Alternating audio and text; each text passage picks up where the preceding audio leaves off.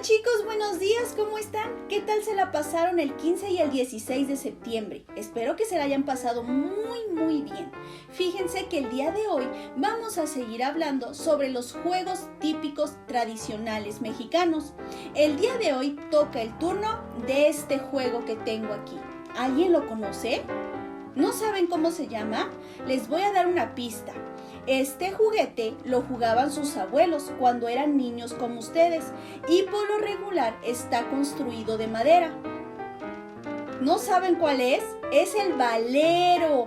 El valero que yo tengo aquí lo construí con material reciclado para que nosotros podamos elaborar uno. ¿Quieren hacer el de ustedes? ¿Sí? Bueno chicos, vamos a ver cómo lo vamos a hacer.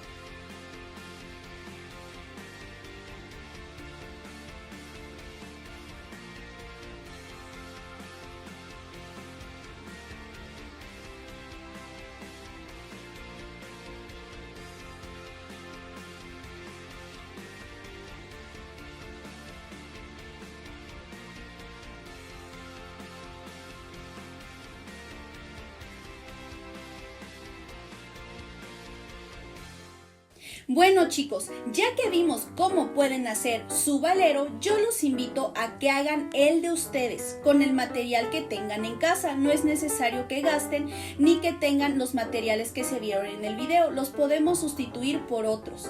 Después de que hagan su valero, yo les pido que por medio de un dibujo, un audio o un video, ustedes me digan qué pasos hicieron para elaborar su valero. Después de eso lo pueden jugar, pero lo tienen que guardar muy bien, ya que lo vamos a ocupar en la última semana de septiembre, que es el día donde vamos a realizar nuestra mañanita mexicana. Así que lo guardan muy bien chicos. Nos vemos, que tengan un bonito día y un bonito fin de semana. Adiós.